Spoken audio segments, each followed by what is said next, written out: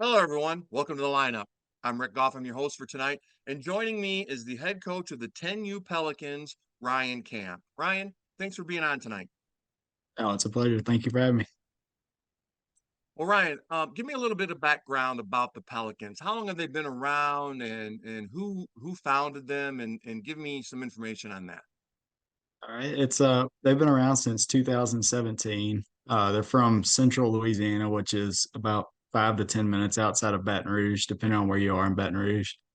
Um, Trey McClure and Tana McClure are the two owners of the organization. Trey played at LSU um, for several years, and I believe he's in the top 10 in home runs at LSU uh, over his career. So we have some good guys that run the organization and help and are always around the kids and giving instruction and stuff while they're there.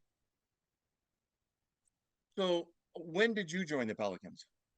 I joined the Pelicans 4 years ago. I started with primarily the group that I have. We've obviously had some changes here and there as the years go on, but um, we've primarily had the same group of seven that I've had since we were 6 years old. So So you started this team when they, excuse me, you started this team when they were six. the fall of when they were six. So they played their 6U year. Some of them played T-ball. Some of them had played up in coach's pitch. Uh, their fall year of 6U, we played together, and we've been six or seven. It's seven of us that have been together since then. All right, so let's go back to that 6-year-old year, and what walk me through the thought process of like, I'm going to start my child in 6U baseball. And the reason I ask this, Ryan, is because my son is now 30, and I went through this with him when he was younger, but it never popped into my mind until he was 8, almost 9. So, what made you start at 6? It the leagues around here have kind of, I hate to say it, but disbanded for the most part. There's very few kids signing up for the actual rec ball leagues and stuff like that we used to play when we were younger. So we were left with fairly few options. So Pelicans are a great organization that's pretty big around here, and we had the opportunity to jump on board there, so we did. Now, what what does a 6U practice look like? I mean, that's Uh, you almost want to break out the little baby pins and put them in circles. Hope they don't hurt each other, basically. all right. What was the one thing, looking back on that 6-year-old year, what was the one thing that you felt that you accomplished with them playing 6-year-old baseball? Keeping it enjoyable for them because, I mean, really at that age, they're not gonna get too far as the actual game of baseball. It's primarily learning how to catch. I mean, a lot of them are getting a ball thrown at them for the first time and trying to hit it, um, and reacting to a true hard ball off the bat because a lot of times they were coming from t-ball playing with a little squishy ball or something along those lines. So Wait, hang on a second. I gotta interrupt you here. Mhm. So, are you telling me that at 6 years old, you were using the actual hard baseball? Oh yeah, we had to. We were playing yeah, we were playing 7U tournaments as 6 year olds, getting ready for coach's pitch going into the following season. I mean, I would think even a 7-year-old they would have that squishy ball, but no. Nope. We played a kind of like a transition league. It wasn't with this team. It was in the spring. It was a transition league, and they did use a squishy ball, but we went straight to hardball whenever we got into the fall and started going into coach's pitch games. All right, you got to have a story for me with that hard ball. I mean, somebody had to get hit, right? I mean, it had to happen. Trying to Oh yeah, catch we it were and they missed it. the one I remember pretty distinctly is one of the kids that are still with us, and he's actually one of our better guys now. He at tryouts took one square in the chin, and we were throwing balls kind of softly at him, uh, and missed the top of his glove and hit him square in the chin, and mouth was bleeding, and he was crying because he thought he didn't make the team at that point. So, uh, Oh my goodness, 6 years old. So he thinks he gets cut because he missed the baseball. yeah, Oh, that'll be a story that he'll laugh about later, but probably not at the oh yeah, time, right? oh he laughs about it now. We joke about it now. Oh my goodness. All right. So let's talk about your team this year. You guys come off a pretty successful 9-year-old season.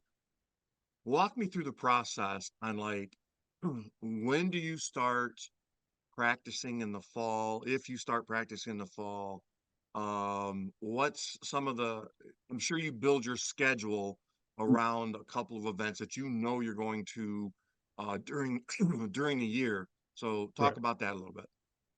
So we start in the fall. We primarily go on Sundays only, uh, and it started in September.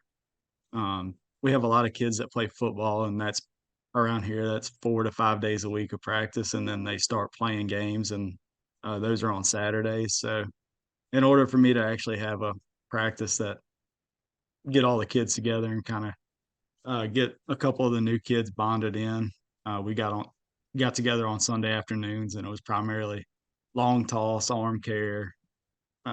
We did bands, conditioning stuff, and then we'd hit a little bit just to kind of keep the groove of things. We didn't actually start going 3 days a week until January, and now that we're in tournament prime, we're 2 days a week. Um, we did tryouts in July. We had to replace a couple kids from last year. Some chose to leave, and then we had a couple kids come in from other teams that were interested in joining us. So And then talk about how you prepare your schedule for the year.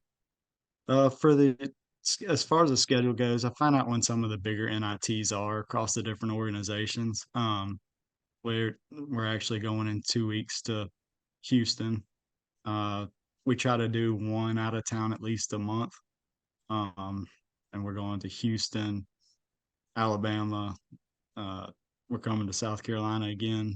Um, and then we go to North Louisiana, which is about 5 hours from us. So we kind of consider that an out of town tournament. As far as tournament availability, we have a lot around us. We're lucky. We played a team out of Florida this weekend that they said they're going to be outside of the Panhandle of Florida most of their year because they don't have enough teams around to make 10 major events. So, So when at what point of the calendar do you sit down and start mapping out a schedule? And uh, again, the reason I ask is I went through this, and I know I mentioned again my son's 30, and I used to coach his team when he was 9, 10 years old, yeah, and we didn't map out our schedule till like January, February, and now that's late, right? That's late. that that is. We had our dates set before Thanksgiving as far as what days we were playing. Most of the major events were listed by then. Uh, World Series dates were out by then, so we could kind of plan our season where we wanted to get to before we got to the World Series portion. So we got we had our dates set by then. Now some of the local tournaments they could shift anywhere from here to Right. Lafayette, which is about hour and a half away. Um, and those So, I still some don't have some of those set. So okay, so I guess it's not really that much different from when I was coaching my son because it sounds like I mean you've got your major tournaments locked in, and then correct. as far as your local ones, you just kind of play that by ear, week Yeah, to week. depending on what makes like we were supposed to be playing in Baton Rouge, which is 5 minutes from our organization, and it didn't make this weekend, so we're going to Lafayette, which is about an hour and a half away. Now, I know that a lot of teams, high level major teams, during their odd years like 9, 11, they will play up in Mhm. order to keep costs down, stay more local.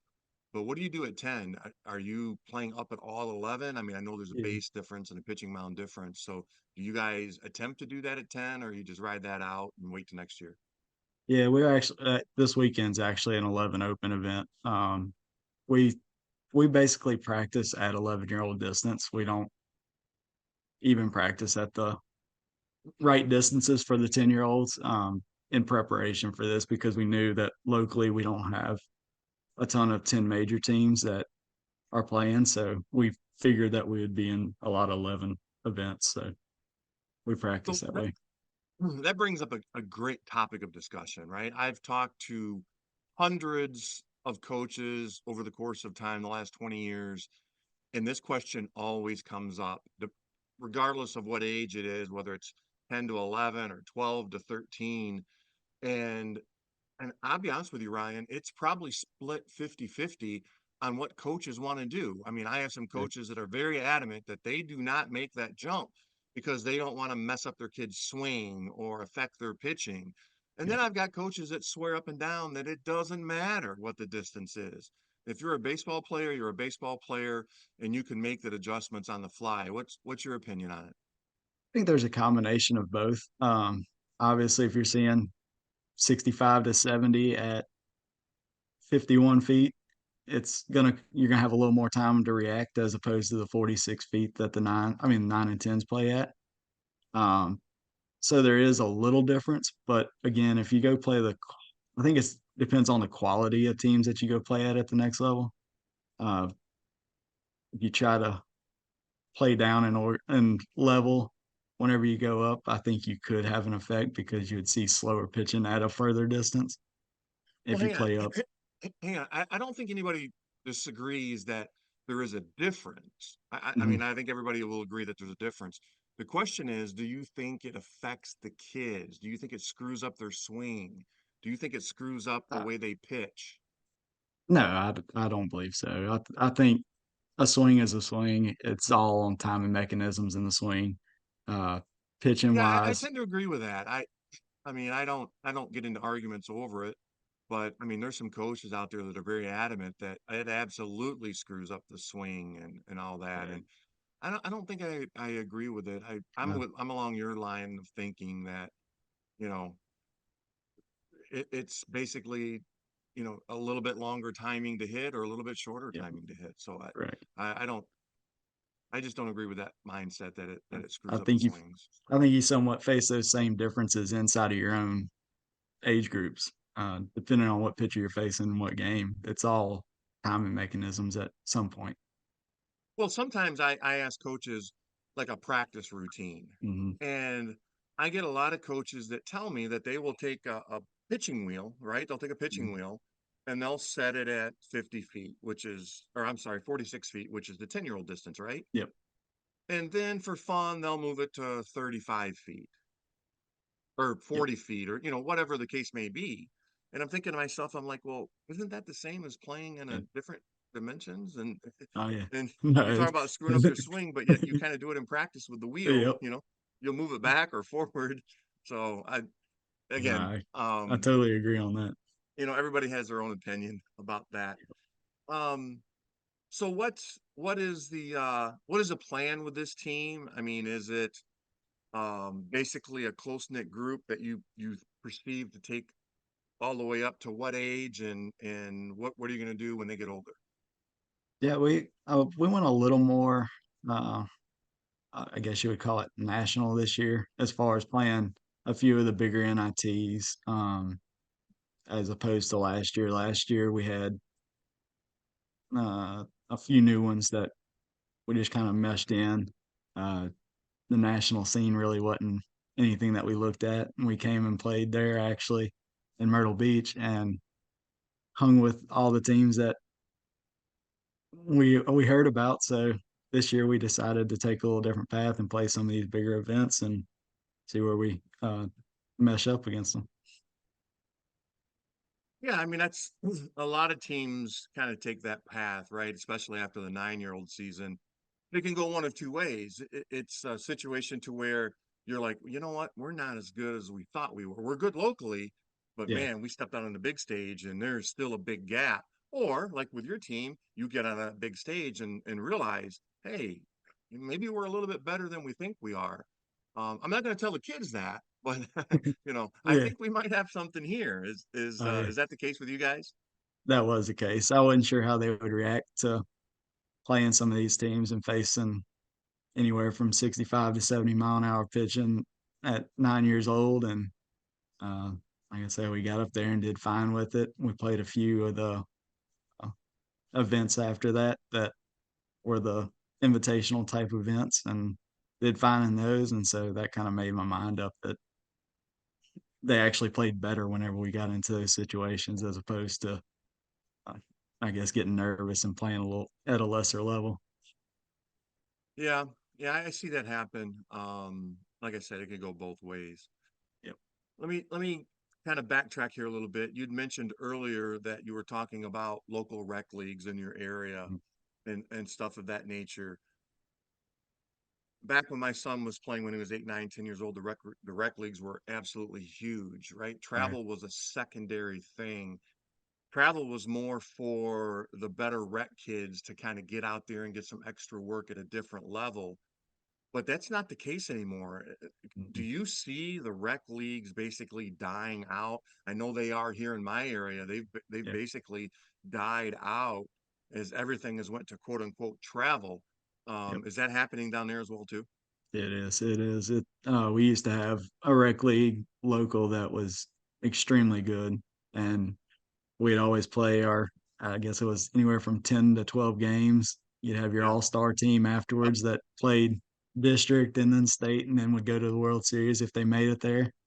That they don't even have the all-star teams anymore. It's and they've combined age groups anywhere from 7 to 10 years old, 11 to 14s because they're just not getting enough kids to make enough teams to play Yeah, I otherwise. know even here locally where I'm at, they're now crossing county lines and Mhm. city lines Yep. and trying to combine 4 or 5 municipalities into one rec league to where, 20 years ago, every municipality had their own rec league. Now they're just trying to combine into one. And you know, the game of baseball should be enjoyed and played by everyone. I do believe that. I And, agree. hopefully these rec leagues can figure out a way to hang on and keep doing things for these kids that people play rec for a number of reasons, right? They Oh yeah. they don't want to travel.